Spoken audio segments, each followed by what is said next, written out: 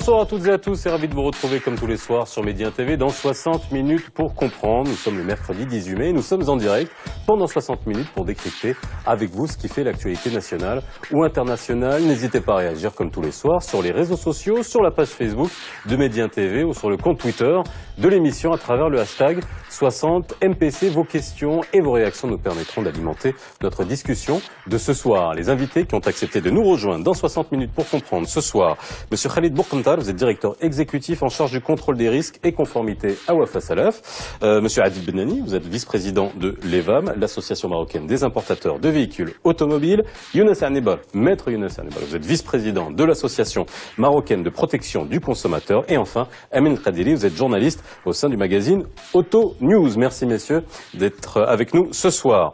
Nous construisons, nous fabriquons des voitures, ça vous le savez, mais surtout nous en importons pour le besoin de notre marché intérieur, un marché en progression depuis des années dont le dynamisme s'exprime par un événement régulier, le Salon Auto Expo de Casablanca jusqu'au 22 mai. Marques, concessionnaires, assureurs, banques, organismes de crédit déploient toutes leurs techniques marketing pour grossir ou renouveler le parc automobile marocain qui compte aujourd'hui près de 3,4 millions de véhicules. L'occasion pour nous de revenir sur cet événement qui a lieu tous les 12 ans, sur l'évolution du marché et des tendances de consommation, sur les marges de progression, sur l'impact de la fiscalité sur les ventes automobiles, mais également sur le niveau d'information et de protection des consommateurs face aux marques de véhicules et également aux mécanismes alléchants de financement automobile. Un véritable marché, c'est le titre de l'émission de ce soir. Une grand-messe de l'automobile, des marques, des couleurs et des styles différents pour satisfaire tous les goûts. Du 12 au 22 mai 2016, les acteurs du secteur automobile au Maroc donnent rendez-vous au public pour découvrir l'édition 2016 d'Auto Expo à la Corniche de Casablanca. Le mardi 10 mai a été consacré exclusivement à la presse. La deuxième journée de l'exposition a quant à elle été consacrée aux professionnels, réseau de concessionnaires, acheteurs et sociétés de location. Mais à partir du jeudi 12 mai, le public a pu admirer les véhicules de l'exposition. D'après l'association des importateurs de véhicules qui organise cette 10e édition, pas moins de 5 halls d'exposition sont aménagés selon les standards internationaux pour accueillir une centaine d'exposants et quelques 200 000 visiteurs. Parmi les 300 véhicules disponibles, plusieurs sont dévoilés pour la première fois au Maroc. Et pour encourager les visiteurs désireux d'acquérir un nouveau véhicule, les organisateurs promettent des promotions exceptionnelles et des offres de financement attractives. Au menu de cette édition, des rencontres et des tables rondes réunissant des experts en environnement, assurance, marketing et industrie. Ils devront enrichir le débat sur un secteur en pleine effervescence dans le royaume. Bien, messieurs, on va parler quand même d'un objet qui est...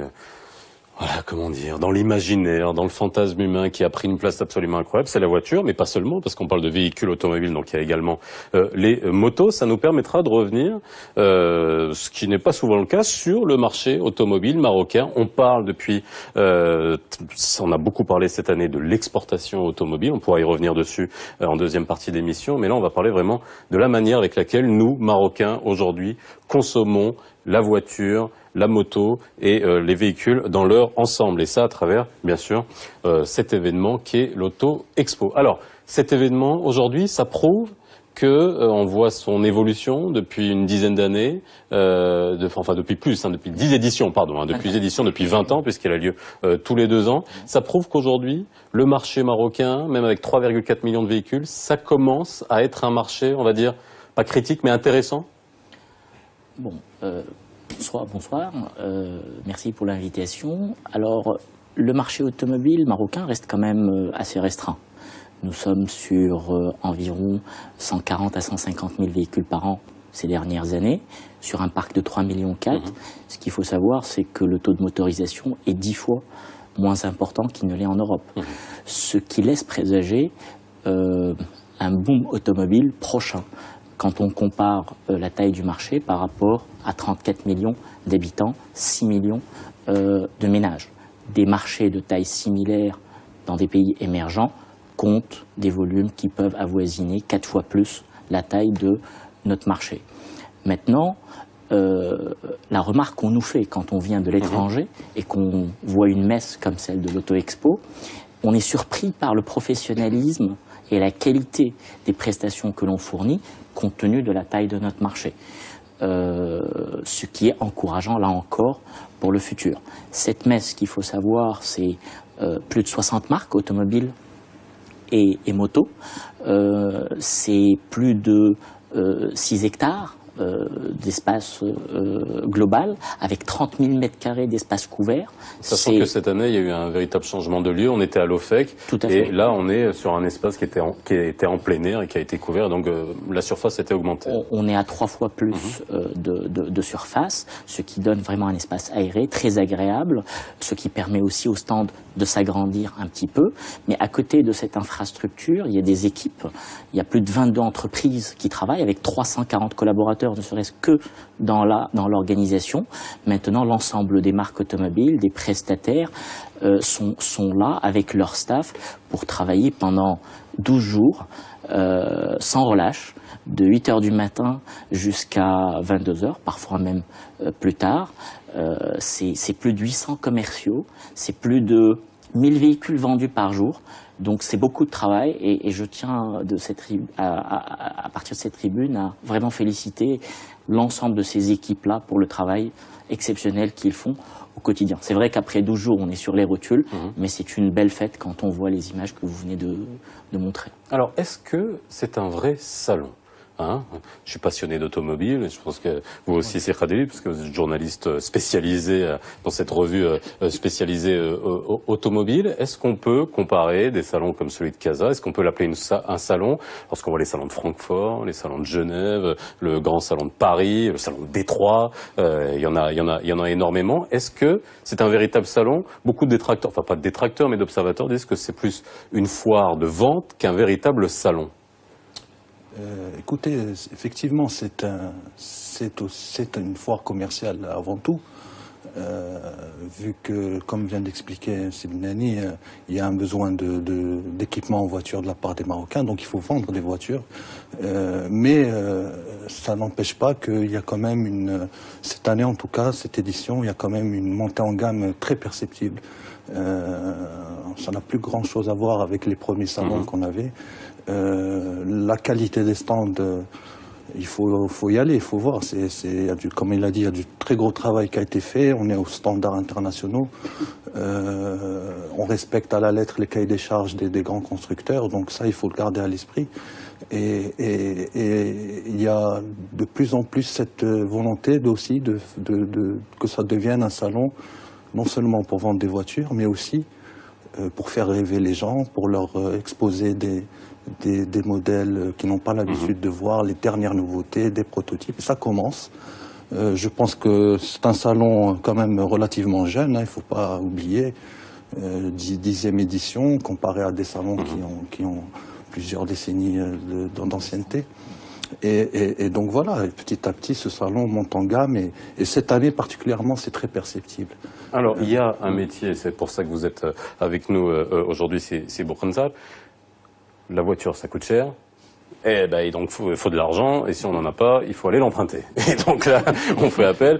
Et lorsqu'on se rend dans ce salon de l'auto, ce qui n'est pas le cas dans d'autres salons internationaux, on voit la prédominance et la présence très perceptible de tous les organismes de crédit, que ce soit les banques, que ce soit les filiales des banques qui sont spécialisées dans le financement, les assurances, les distributeurs de carburant. Voilà, il y a tout l'écosystème, tout l'écosystème et du marché intérieur. On va pas reprendre l'écosystème.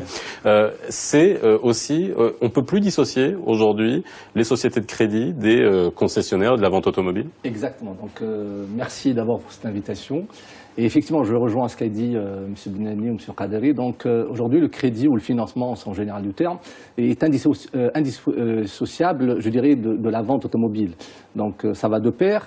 Et la mission, je dirais, de Wafa Salaf et de la profession, c'est de rendre le rêve, ce rêve d'accès à l'automobile, qu'il devienne réalité. Et donc, nous sommes présents effectivement donc, au sein de l'association des sociétés de financement, avec une très forte présence. Pour notre cas, donc, c'est une présence qui est très importante Et depuis effectivement l'existence de ce salon, de cette manifestation, qui bien entendu est récurrente tous les 2 ans, à travers, bien entendu, un dispositif commercial, logistique, informatique qui permettent de réagir, de répondre rapidement dans les meilleurs standards, je dirais, en termes de conseils, d'assistance, afin que tout se passe parfaitement de bout en bout pour le client qui viendra non seulement vérifier le véhicule de son choix, mais également la solution de financement de son choix et également, comme l'a dit donc M. Kaderi, sur le volet assurance. Donc nous assistons aujourd'hui effectivement, comme ça a été dit, à une réelle professionnalisation de cette manifestation en vrai sens du terme. Ce qu'il faut savoir, c'est que des clients qui sont, ou des visiteurs ayant commandé des véhicules jeudi ou vendredi, certains ont déjà été livrés.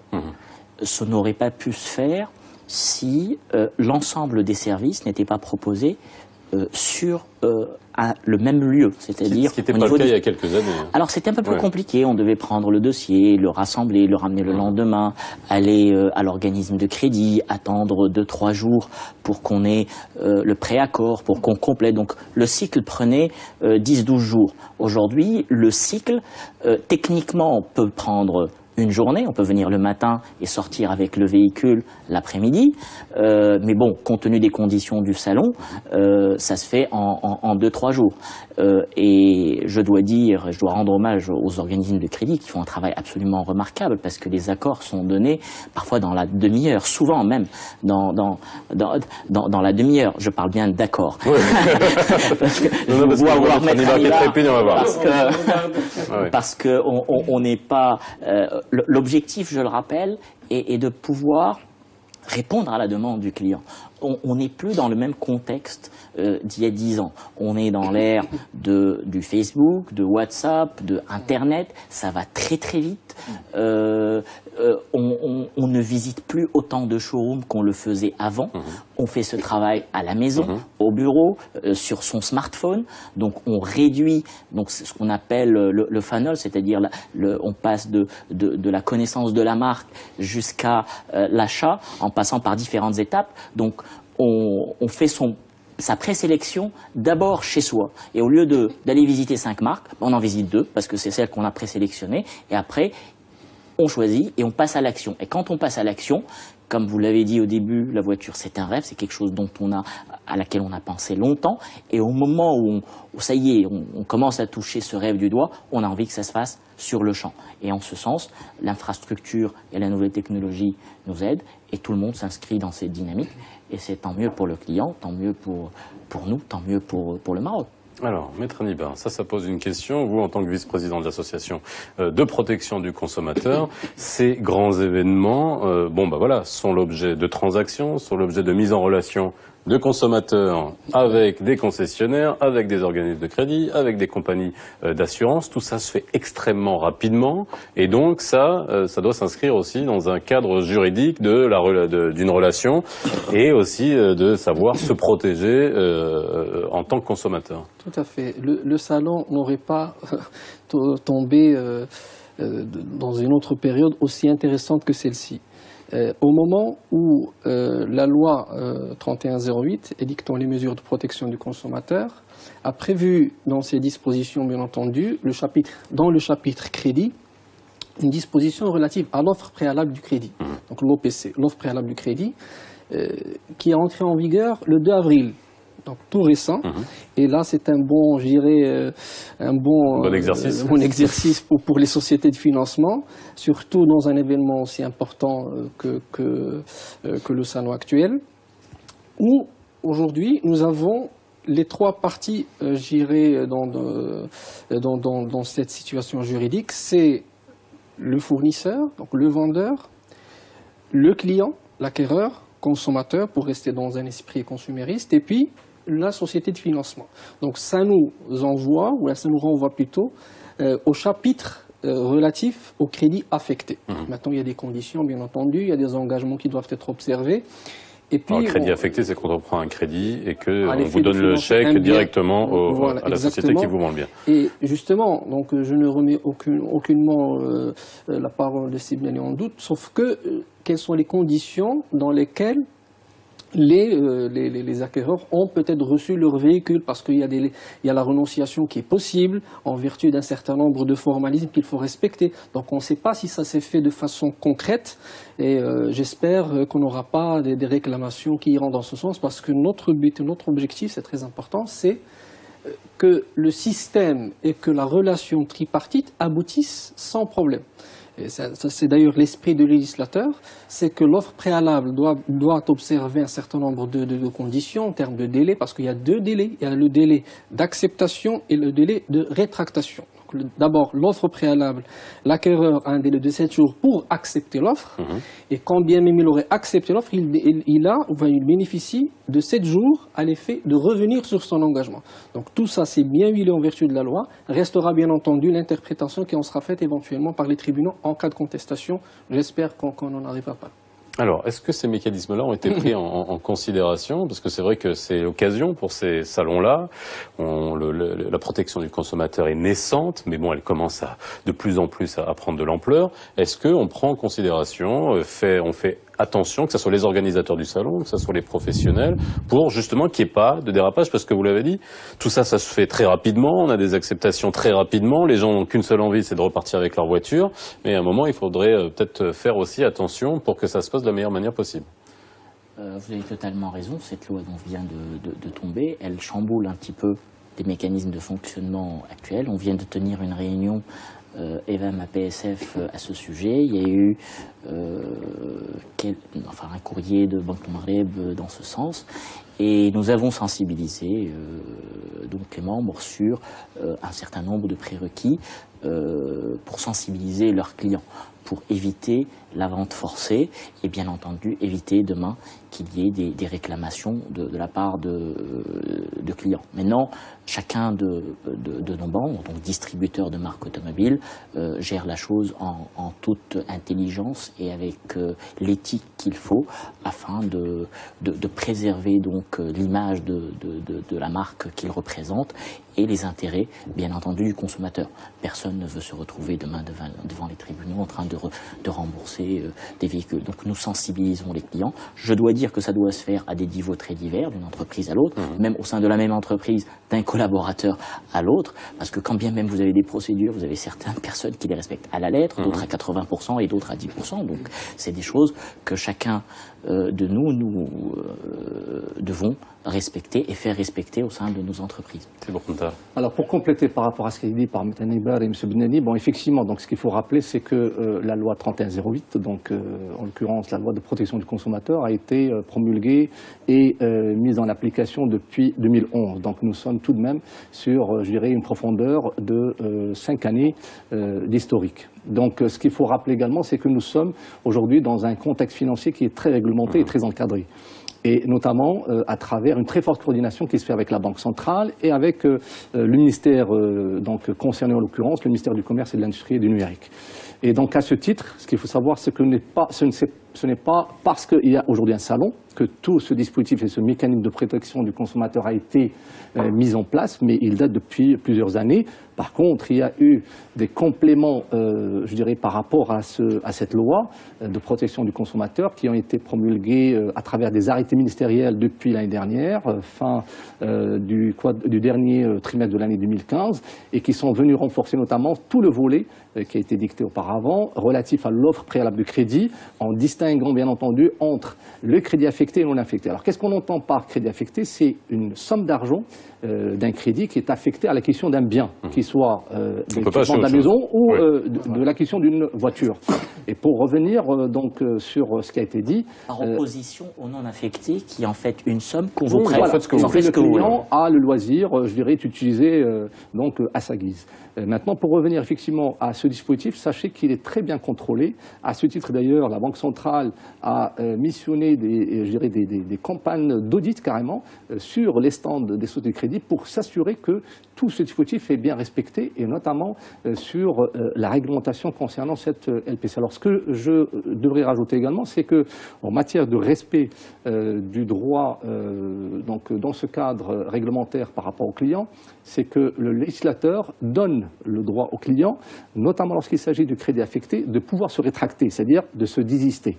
Et donc, moyennant une lettre manuscrite qui fait signer de sa propre main, écrite manuellement, et qu'il a à remettre au concessionnaire, à la marque automobile, pour pouvoir se livrer tout en ayant exercé toutes, je dirais, ses prérogatives en matière de respect de droit. Donc, et ça, en tous les cas, je tiens à saluer à la fois l'association APSF, avec tout le travail qui a été fait en coordination avec la Banque centrale, également l'appui de la Banque centrale avec le ministère pour pouvoir ériger, je dirais, un dispositif réglementaire auquel tout le monde aujourd'hui adhère à 100%. Alors, revenons au marché, parce que c'est vrai que ça pose la question aujourd'hui, qu'est-ce que ça représente en termes de chiffres, surtout les marges de progression, est-ce que le marché n'est pas élastique à souhait? Et première question, Emile Khadili, vous qui êtes un observateur de ce marché-là, finalement, est-ce qu'au Maroc, on paye une voiture très chère? Tous segments confondus. Après, je poserai la question aux importateurs de véhicules. Écoutez, en tout cas, ce qui est sûr, c'est qu'il y a eu une démocratisation de l'automobile depuis quelques années. Je pense que le low cost a joué un rôle quand même, donc il faut savoir que c'est à peu près un tiers du marché. Mais après, en question de prix, bien sûr, il y en a toujours qui les trouveront trop chers. Mais ce qui est sûr, c'est qu'il y a depuis quelques années un gros effort commercial et on commence à sentir une certaine baisse des prix sur certains modèles et commencer à voir, en tout cas je pense que le gros des ventes c'est des voitures, c'est du 150 000 dirhams. C'est la moyenne? Le gros de vente... La moyenne se situe autour de 140 000 dirhams. Maintenant, vous avez environ un gros tiers du marché qui se fait en dessous de 150 000 dirhams. Et c'est ce gros tiers-là qui est en train de croître des primo-accédants de manière plus importante. Alors pour compléter ce qu'a dit Khadili, je vous laisse terminer d'abord peut-être. En fait, ce qui s'est passé sur les 10 dernières années, c'est que nous avons d'abord assisté à une baisse progressive des droits de douane. Ce qu'il faut savoir, c'est que... On est passé de combien à combien? Je vais vous dire. Alors, avant 2002, nous étions à des taux qui avoisinaient les 40%. Alors c'était variable selon que ce soit véhicule de tourisme ou utilitaire. Nous étions à 32,5% sur les véhicules de tourisme et nous étions à 40% sur l'utilitaire. Le Maroc, ayant voulu développer son industrie automobile, s'était engagé au départ dans la voiture économique, puis ensuite dans des accords de libre-échange, de manière à pouvoir faciliter l'exportation de cette voiture économique ou de cette industrie, parce que la taille du marché marocain était limitée.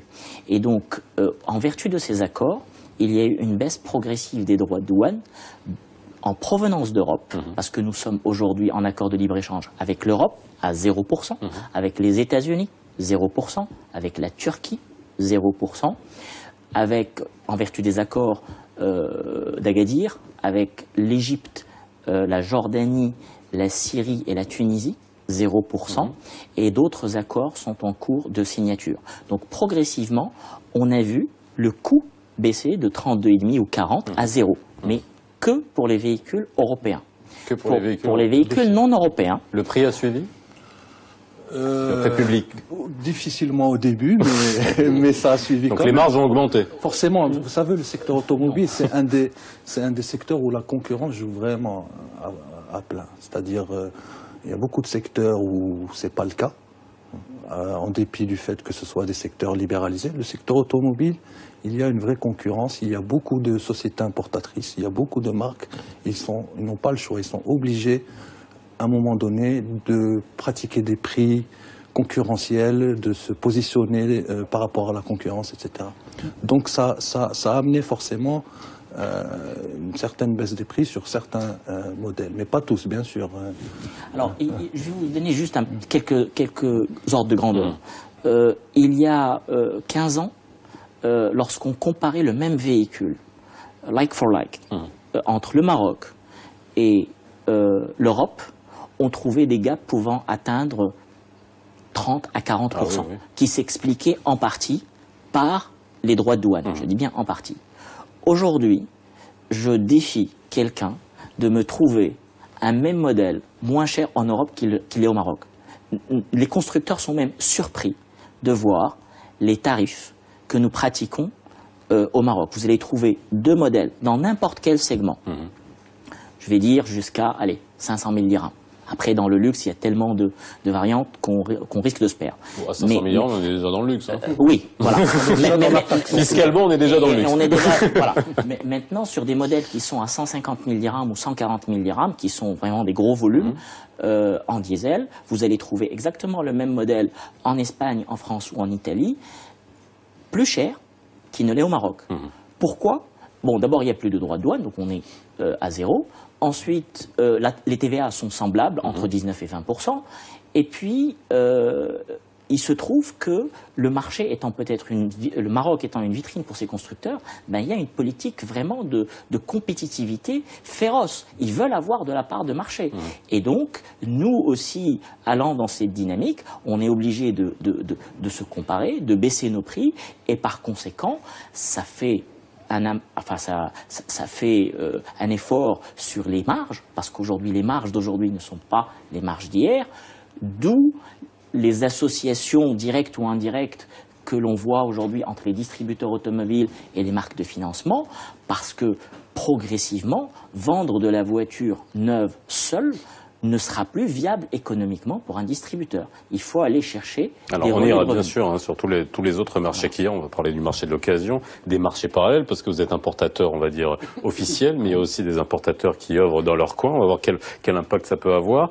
Ce qui m'intéresse aussi, c'est au niveau des prix. Je veux dire, ce qui est financé, c'est aussi, on est dans cette moyenne-là. Vous financez essentiellement des voitures qui sont à 150 000 dirhams, ou lorsqu'on voit tous ces grands 4x4 rutilants qui peuvent dépasser le million de dirhams, est-ce que ça aussi, ça fait l'objet de financement? Alors, donc ce qu'il faut retenir parfaitement par rapport à cette question, c'est que le crédit ou le financement est fortement corrélé à l'évolution des ventes automobiles. Et donc il y a une réelle, je dirais, connexion entre les deux marchés, que ce soit celui de l'automobile par rapport à celui du financement. C'est ce que ça représente, la part de l'automobile dans les crédits à la consommation globaux? Mais je dirais même que sans le crédit, jamais le marché n'aurait évolué comme il a évolué. Exactement. Et donc je complète par rapport à ce que dit M. Benali. Donc aujourd'hui, le taux de pénétration total, c'est-à-dire des dossiers de crédit affectés à l'acquisition d'une voiture, représente aujourd'hui 46%.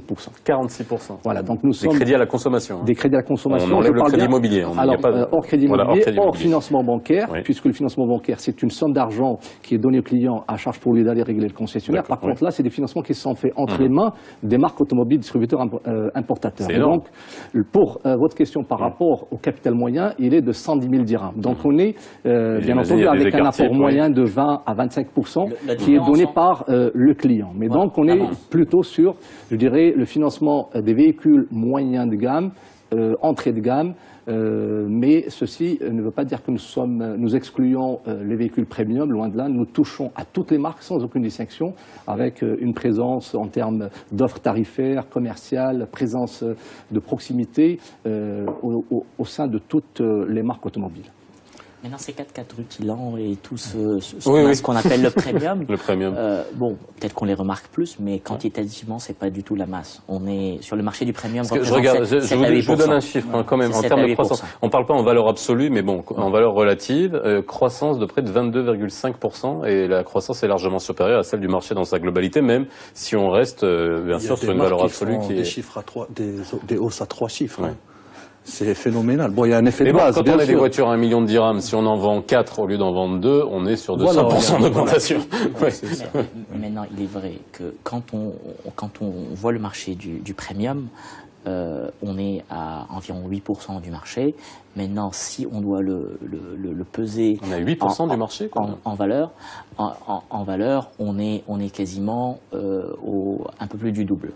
Donc on est à quasiment 21-22%. Alors on reviendra parce que moi, je posais la question aujourd'hui du financement. C'est vrai que c'est intéressant de savoir comment on finance ces voitures-là, et notamment sur l'impact de la taxe de luxe qui a été rentrée en vigueur. On fait une petite pause, on revient juste après. On parle automobile ce soir dans 60 minutes pour comprendre à l'occasion du salon Auto Expo qui dure jusqu'au 22. C'est bien ça 22 mai. Voilà. Alors, je vous posais la question par rapport à ces voitures de luxe qui sont quand même visibles. Parce on se pose quand même la question. Alors, c'est vrai que est-ce que c'est un effet de nombre vis-à-vis du parc automobile? On a l'impression qu'il y en a partout, tous ces gros 4x4. On a l'impression que c'est devenu je peux citer la marque, avant c'était les Uno qui étaient les plus présents dans la rue. Maintenant, on voit énormément de voitures de luxe en W, et c'est vrai qu'on peut se poser la question aujourd'hui, comment sont financés ces véhicules, et surtout l'impact qu'a eu cette mesure fiscale et l'efficacité de cette mesure pour les finances publiques, mais l'impact qu'elles ont eu sur les importateurs de véhicules. Déjà sur le financement, est-ce que ces véhicules qui sont au-delà, qu'est-ce que vous appelez vraiment premium lorsqu'on passe vraiment dans le luxe, c'est au-dessus de 500 000 ? Je ne parle pas fiscalement, mais vous, je veux dire, au-dessus de 500 000 ? Oui, alors c'est au-dessus de 500 000. Au-dessus de 500 000. 500 000. Ouais. En fait, pour l'État, c'est 400 000. Oui, pour l'État, c'est 400 000. Voilà. Donc effectivement, par rapport au financement, ce qu'il faut savoir, c'est que le marché aujourd'hui dispose, je dirais, d'une palette de formules de financement. Donc nous avons les produits standards qui sont le plus divulgués. Donc c'est le crédit amortissable, la vente à crédit automobile, puis aujourd'hui la location avec option d'achat. Et entre ces deux formules, on peut dire qu'on est sur une certaine parité 50-50, en tout cas sur les derniers chiffres de l'année dernière. Alors, l'attrait de ces formules, c'est que ce sont des formules qui sont faciles, compréhensibles par le consommateur.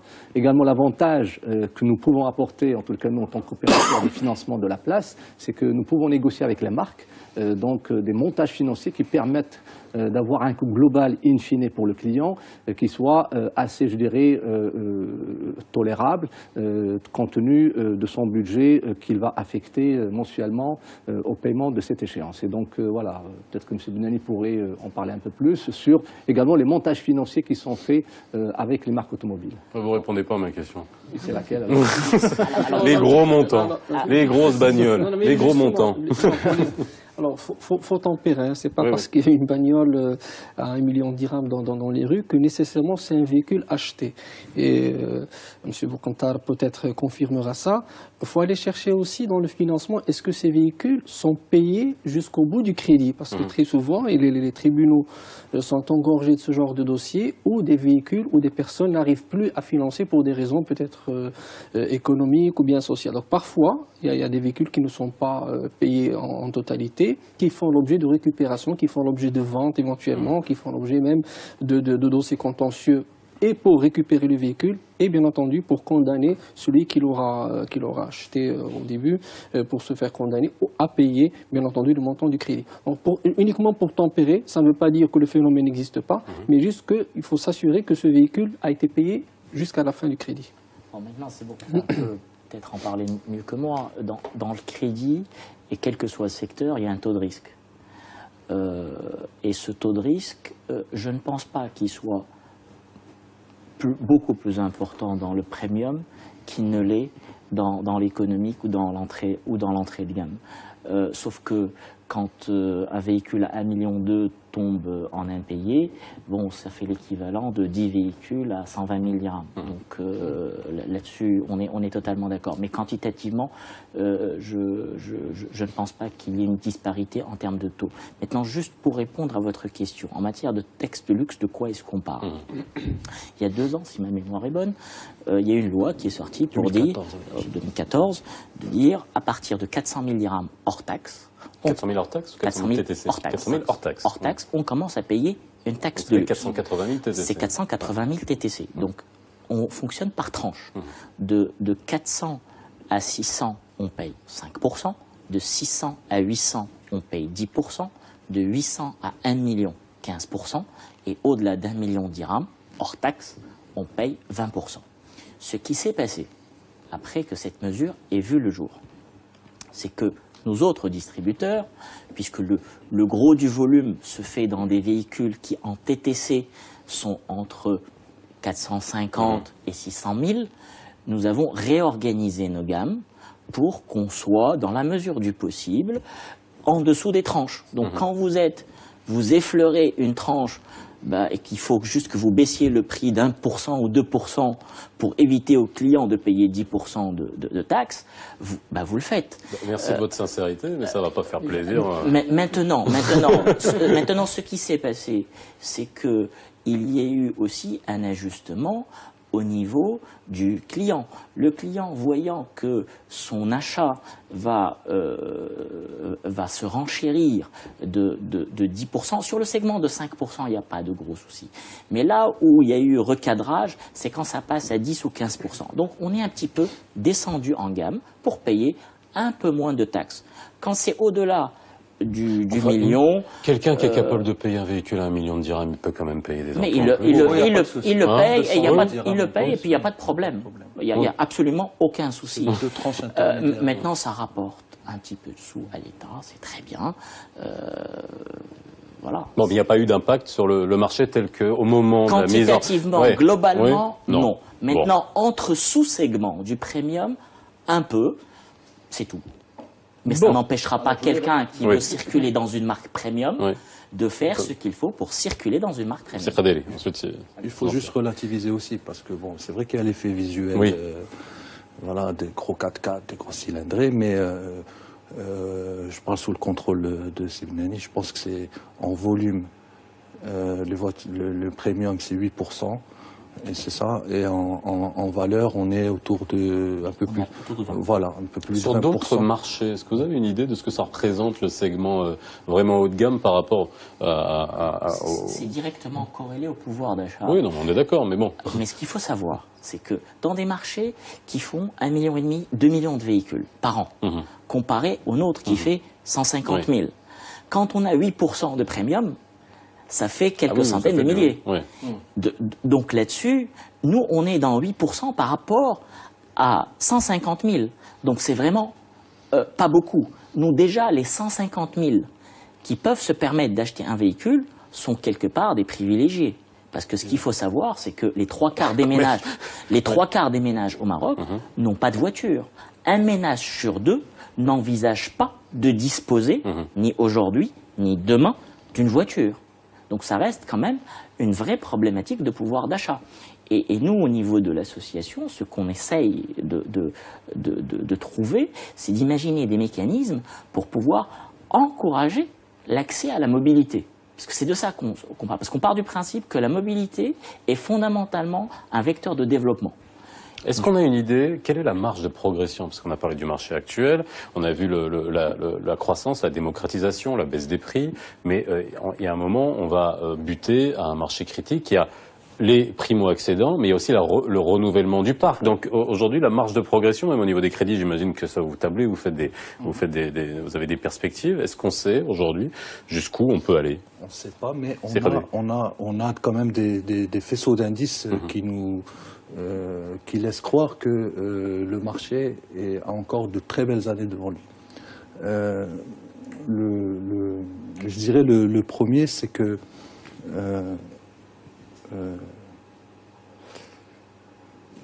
je reviens vers vous, vous inquiétez pas. Faites chauffer le moteur. C'est un diesel. Allez-y. À votre question, donc effectivement, les marges de progression, il faut savoir que sur le chiffre, par exemple, des ventes à crédit rapportées, par exemple, aux ventes automobiles de l'année dernière, le marché du financement automobile a le taux de croissance le plus élevé. En tous les cas, comparé aux autres secteurs de financement, tels que le prêt non affecté ou l'équipement de la maison. Donc, je donne un chiffre. Lorsque le marché global du financement fait une croissance de plus 5%, celui de l'automobile fait plus 8%. Donc ça démontre, en tous les cas, je dirais, la vigueur qu'il y a dans ce marché de l'automobile et également le levier du financement qui permet, en fin de compte, à ce marché automobile de croître grâce aux formules de financement. Donc pour nous, en tous les cas, c'est un marché dans lequel on y croit. Nous bâtissons une stratégie à moyen et long terme depuis tout le temps, en associant bien entendu une démarche à la fois basée sur notre propre, je dirais, sur nos propres moyens, mais également en s'adossant à des marques automobiles afin de mieux, je dirais, sauvegarder, pérenniser notre fonds de commerce. Alors, Maître Hanibar, je reviens sur l'association de protection des consommateurs, parce que tout à l'heure on a parlé du crédit, mais là, directement avec les concessionnaires, parce qu'on est quand même sur l'achat va bien, qui coûte de l'argent. On n'achète pas ça comme des patates quand même. C'est-à-dire, il y a les questions de garantie, les questions de service après-vente, qui sont devenues aujourd'hui, pour les concessionnaires et surtout les concessionnaires, une source de revenus non négligeable, les pièces détachées, les réparations, l'entretien, etc. Ça, est-ce que c'est quelque chose qui fait l'objet de beaucoup de plaintes au niveau de l'association de protection des consommateurs, ou c'est aujourd'hui quelque chose qui se passe plutôt bien, la relation automobiliste-concessionnaire? Beaucoup de plaintes, non. Il y a d'autres secteurs dans lesquels où les réclamations sont plus importantes, mais nous en recevons quand même quelques-unes dans des relations effectivement directes avec le concessionnaire, notamment en ce qui concerne la garantie. Maintenant, on sait qu'à travers les dispositions de la loi, aujourd'hui, la garantie elle est passée de 1 an à 2 ans. La confusion qui s'installe entre la garantie conventionnelle et la garantie légale. Donc, il y a une garantie conventionnelle. Quand est-ce qu'on la met en jeu? Donc, il y a des problèmes. Elle prend le pas sur tout ce qu'on voit dans la communication? C'est-à-dire que des fois, il y a garantie 1 an ou garantie 2 ans, ou maintenant, il y a même garantie 5 ans. Il y a même des modèles asiatiques qui sont garantis. Oui, la garantie conventionnelle, donc on se réfère aux dispositions du contrat de vente, qui régit, bien entendu, les rapports entre les deux co-contractants. Et la garantie légale, donc elle est passée de 30 jours, parce que c'est un bien meuble, donc c'est un véhicule, elle est passée de 30 jours dans le DOC à 1 an. Donc dans la loi édictant les mesures de protection du consommateur. Donc la mise en jeu de la garantie et parfois même l'interprétation.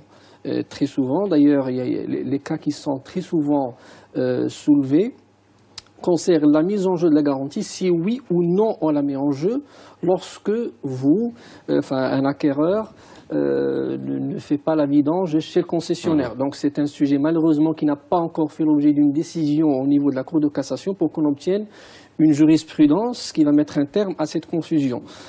C'est un abus, donc de notre part on considère que c'est un abus, donc c'est une vente, et puis vous disposez de votre bien, et on ne peut pas s'affranchir de la responsabilité uniquement par le fait qu'on ait choisi de faire une vidange chez X ou Y garagiste ou bien même professionnel en cas de besoin. Donc voilà le genre de problème auquel sont confrontés les consommateurs. Ça représente quoi pas dans le chiffre d'affaires, mais dans le pourcentage? C'est de l'argent quand même, j'imagine. Aujourd'hui, beaucoup de concessionnaires se sont équipés de véritables garages, ils font des réparations d'entretien. Des fois, ils font même des réparations d'autres modèles au sein des concessionnaires. C'est aujourd'hui dans le business model des concessionnaires, ça a changé? Il fallait aller chercher la marge ailleurs, celle qu'on a perdue par ailleurs? Enfin, si vous en avez perdu. Alors, oui, ça devient une composante fondamentale. Juste avant que je ne parle de cet aspect-là, je voulais revenir sur la question fondamentale qui était où allait le marché et quelle était la taille critique. Je pense que c'est une question centrale. Nous estimons que, alors, les études faites à l'international établissent une corrélation directe entre la taille du marché automobile et le GDP per capita, c'est-à-dire le PNB par tête d'habitant.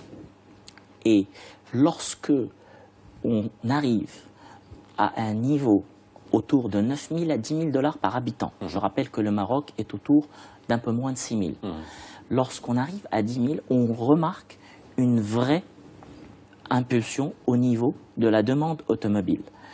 Nous devrions assister entre 2020 et 2025 à une vraie croissance du marché automobile. Il est vrai que cette année est une année assez exceptionnelle. Nous sommes sur 17% de croissance dans une année salon. De janvier à avril, on a fait 17% de croissance.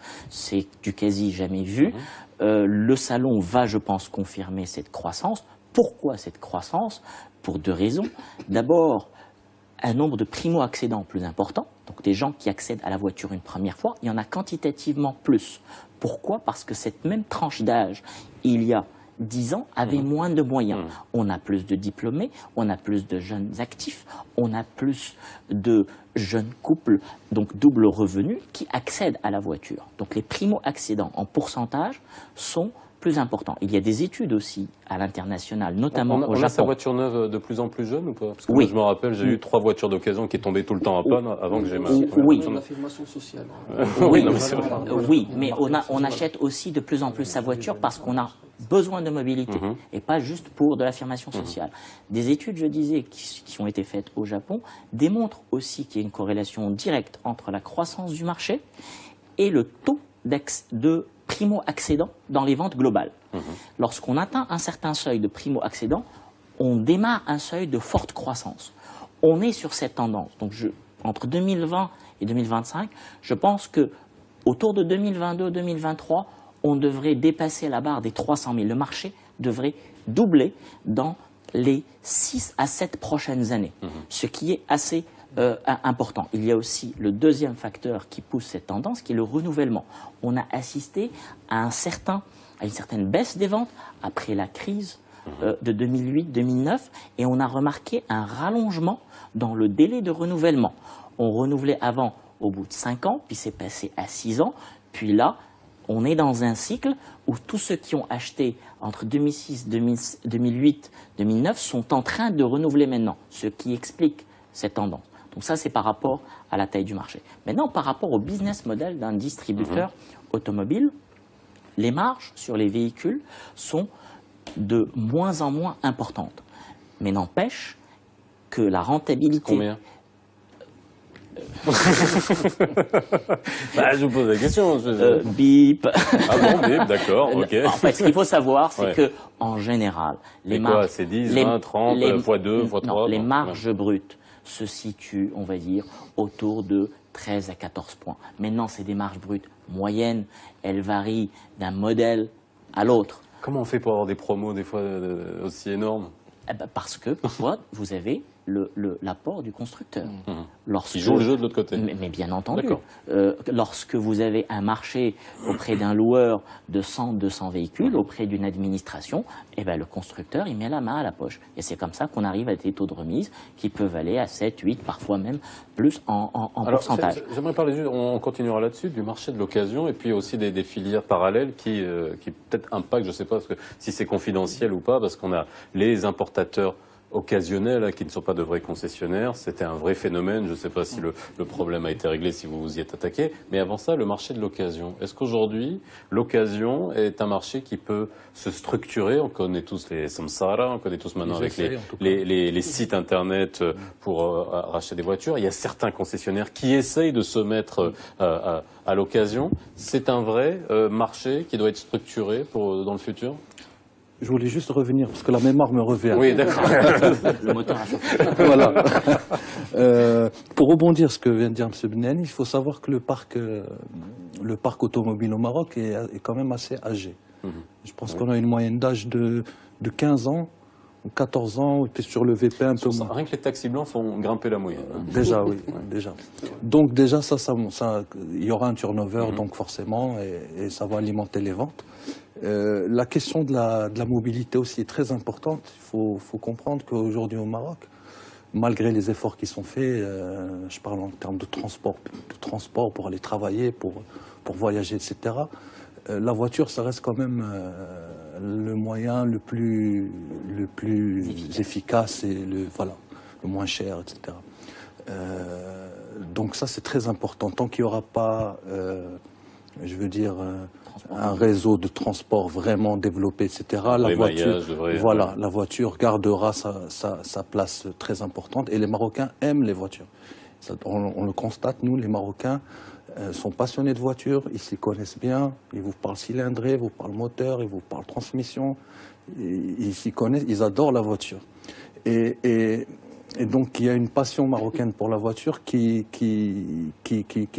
comment dire, qui est réelle, hein, il y a cette notion de rêve, etc. Et aussi, je voulais, le maître avait tout à fait raison, parler du marqueur social. C'est un élément important aussi, en tout cas dans l'acte consommé du Marocain quand il vient acheter une voiture. C'est partout dans le monde, mais c'est plus marqué. Oui, il faut savoir que chez nous, par exemple, en ce moment, une voiture sur 5 qui se vend est un SUV. Alors pour une famille, SUV, cher, pas cher, il y en a pour tous les goûts. Tous les constructeurs ont une offre SUV maintenant. Pour une famille marocaine, classe moyenne, qui accède un petit peu à la société de consommation, avoir un SUV, ça veut dire quelque chose. Avoir une voiture, ça veut dire quelque chose. dites-moi quelle voiture vous conduisez. Je vous dirai qui vous êtes. Voilà, il y a ce... Ouais. On n'est pas à la Suède encore, peut-être qu'ils sont passés... Et je parle plus à personne. Donc alors, voilà. Oui, alors juste pour parler du marché de l'occasion, c'est vrai qu'aussi là, les sociétés de financement ont fait appel à vous aussi pour les voitures d'occasion, mais est-ce que ça passe notamment par des crédits affectés ou pas? Est-ce que vous avez affaire à des... On voit éclore aussi des garages structurés, clean, propres, et qui proposent même des garanties, et il y a tout un marché qui est parallèle, invisible. Est-ce que vous avez une manière de pouvoir chiffrer ce marché-là? Est-ce qu'on le connaît? Effectivement, donc pour revenir sur les chiffres qui ont été donnés tout à l'heure, donc nous sommes, lorsqu'on prend le marché du neuf automobile, c'est un marché qui était l'année dernière de 132 000 unités vendues. Lorsqu'on prend le marché de l'occasion, c'est un marché qui est pratiquement 3 fois, voire 4 fois, lorsqu'on prend que les transactions qui sont passées par le service des mines. Donc, par rapport à ce marché, c'est un réel potentiel. Et donc, lorsqu'on prend par exemple des marchés européens, très matures à ce niveau-là, le marché de l'occasion, aujourd'hui, est un réel levier, je dirais, pour les sociétés de financement et également pour les consommateurs qui n'arrivent pas à accéder aux véhicules neufs. Et donc nous, en tous les cas, au sein de la profession, bien entendu, on a des offres, comme vous l'avez dit, des offres de crédit ou de financement non affectées. Dans ce cas, le client prend une somme d'argent et, bien entendu, à travers des études qu'on avait faites, il y a pratiquement sur ces crédits affectés 10 à 15% qui sont alloués à l'acquisition d'un véhicule d'occasion. Également, nous avons, depuis quelques temps, pratiquement 3 ou 4 années, initié une démarche afin d'intégrer ce marché, de le professionnaliser, de le rendre encore plus transparent, parce que, comme vous l'avez bien dit, c'est un marché qui n'est pas clair, où il y a encore des pratiques un peu, on va dire, qui sont borderline, et qu'il faudra à un moment donné réglementer afin que ces circuits deviennent plus organisés, plus réglementés et mieux encadrés. Maître Hannibal, le marché de l'occasion, alors ça aussi, c'est la grande énigme d'un point de vue juridique et d'un point de vue protection du consommateur. Oui. Non, d'ailleurs, la loi ne s'applique pas. La loi sur la protection du consommateur ne s'applique pas pour l'occasion. Parce qu'il y a un particulier à particulier. Bien entendu, ce sont des actes mixtes, c'est de commerçants à personnes physiques, à personnes civiles. Donc, en général, le marché d'occasion, sauf bien entendu pour les structures dont vous avez parlé tout à l'heure. S'il y a une structure bien étoffée à l'effet de vendre des véhicules avec des contrats, avec même des garanties qui sont mises en place, effectivement, là, dans ce cas, on peut mettre en place les dispositions de la loi. Le seul problème, enfin le gros problème du marché de l'occasion, c'est le manque de garantie. Et je comprends bien entendu les établissements de crédit qui réfléchiront 10 fois avant de s'aventurer. D'ailleurs, c'est bon, Quentin n'a pas manqué de le préciser, on ne peut pas s'inscrire dans l'esprit d'un crédit affecté dans ce cas. Donc c'est un crédit à la consommation où on met à la disposition de l'emprunteur la somme demandée et puis qu'il en fasse son affaire personnelle. Le problème, c'est au niveau de la garantie. Donc il n'y a pas de garantie lorsque vous vendez l'occasion. C'est ça.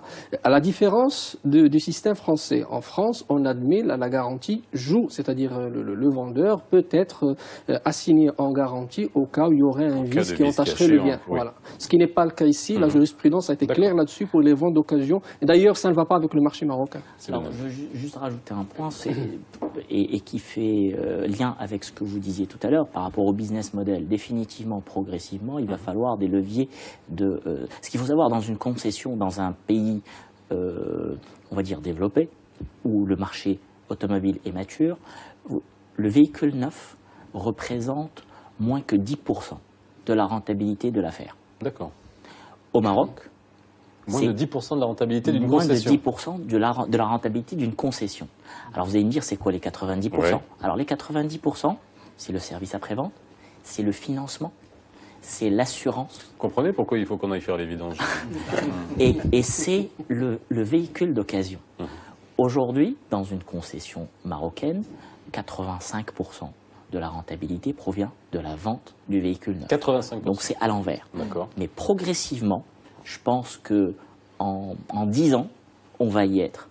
Et beaucoup l'ont compris et se sont insérés dans une dynamique de développement de réseau, de développement de qualité de service, de proposition de véhicules d'occasion, etc. Alors pourquoi les organismes de financement ne font pas de l'affecté sur de l'occasion? Parce que tout simplement, ils ne savent pas à quoi ça va être affecté. Maintenant, quand ils travaillent avec des distributeurs organisés, sérieux, qui expertisent les véhicules, il n'y en a pas des masses aujourd'hui sur le marché, je vais y revenir. Mais lorsque c'est le cas, ils n'ont aucun problème à croire la proforma qui provient de ce distributeur et à affecter un crédit en fonction de ce bien-là. À côté de ce bien, les distributeurs proposent aujourd'hui, pour certains d'entre eux, des garanties, mais qui ne sont pas des garanties étendues comme la garantie sur véhicule neuf, c'est des garanties limitées, qu'on appelle dans le jargon moteur boîte pont, où on garantit au moins ces 3 composants pendant une durée de 6 mois ou 12 mois, moyennant une surprime que le client va payer. Et si le client a un souci sur l'un de ces composants dans l'intervalle en question, eh ben, le distributeur est tenu de réparer dans le cadre de cette garantie et il est baqué par son assureur. Maintenant, pourquoi ça ne se développe pas fondamentalement chez les distributeurs?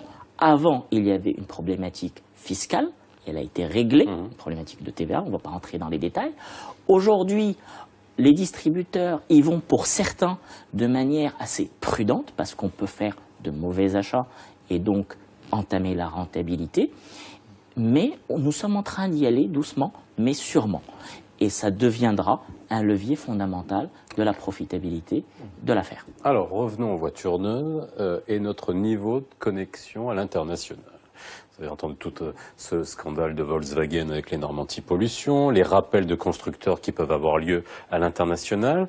Est-ce que aujourd'hui, d'un point de vue même juridique, d'un point de vue fonctionnel, les concessionnaires marocains sont concernés par toutes ces dispositions de rappel lorsqu'il y a un problème? Je me rappelle il y a quelques années des choses qui n'étaient pas nécessairement dites. Il y avait les problèmes de vannes EGR sur certains moteurs.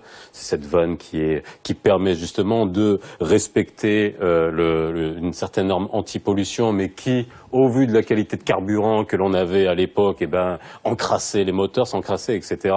Bon, on n'en parlait pas beaucoup. Il fallait être connaisseur pour aller chez les concessionnaires et pour qu'ils vous l'enlèvent en catimini. Là, aujourd'hui, est-ce qu'il y a des dispositions claires, juridiques, qui obligent les concessionnaires à être transparents, à montrer aujourd'hui que voilà, il y a un problème sur telle pièce, ça arrive très souvent à l'international, qu'il y ait des petits problèmes sur des pièces et que les concessionnaires doivent rappeler ou faire des modifications? Alors, ça n'existe pas de marque automobile qui ne fasse pas de rappel